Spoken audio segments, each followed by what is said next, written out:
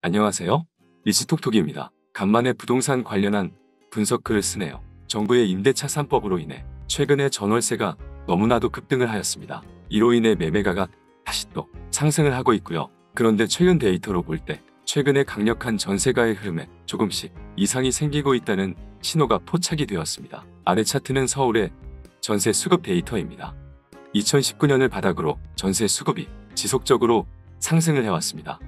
그러면서 전세 가격은 강세를 보일 수밖에 없었고요. 지속적으로 상승하던 전세 수급이 2020년 11월부터는 다시 하락을 하고 있습니다. 이 데이터가 하락한다는 것은 전세 공급은 많아지고 전세 수요는 줄어들기 때문입니다. 빨간색 선이 전세 수요라고 볼 수 있는데 최근 계속해서 떨어지고 있습니다. 반면 파란색 선인 전세 공급은 작지만 조금씩 우상향을 하고 있습니다. 이를 볼 때 향후 전세가 강세의 흐름은 조금씩 진정이 될 수도 있어 보입니다. 하지만 그럼에도 현재의 수준은 매우 높은 수준입니다. 실제 시장의 하락으로까지 영향을 미치려면 이 수치가 더 떨어져야 합니다. 21년 1월 4일 기준으로 176.3입니다. 21년, 22년은 역대급으로 서울의 입주 물량이 부족합니다. 그래서 이 수치가 크게 떨어지기는 쉽지 않아 보입니다. 다만 21년, 22년 수도권 전체의 입주 물량은 그리 작지 않습니다. 이 부분이 서울의 전세 수급에도 어느 정도 영향은 미칠 것으로 보입니다. 전국의 시도별로 수급 데이터를 보면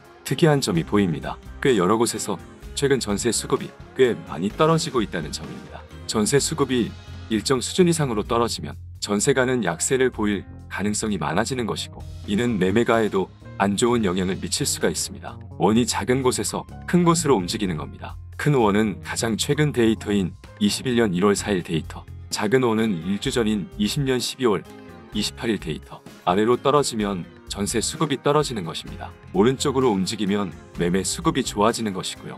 매매 수급이 좋아진다는 것은 매수세가 강해지고 있다는 것입니다. 21년 들어서 전세 수급이 꽤 많이 떨어지고 있는 곳들이 보입니다. 경남, 세종, 대전, 제주가 꽤 많이 떨어졌고요. 광주, 울산, 대구, 서울, 경기, 인천, 부산, 전남 등도 떨어졌습니다. 입주 물량이 그리 많지 않은데도 불구하고 전세 수급이 떨어졌다는 것은 이제는 임대차 3법으로 인한 급한 전세 수요는 어느 정도 진정이 돼가고 있다라는 것을 의미하는 것으로 판단됩니다. 지속적으로 계속해서 모니터링을 해야 할 것 같습니다.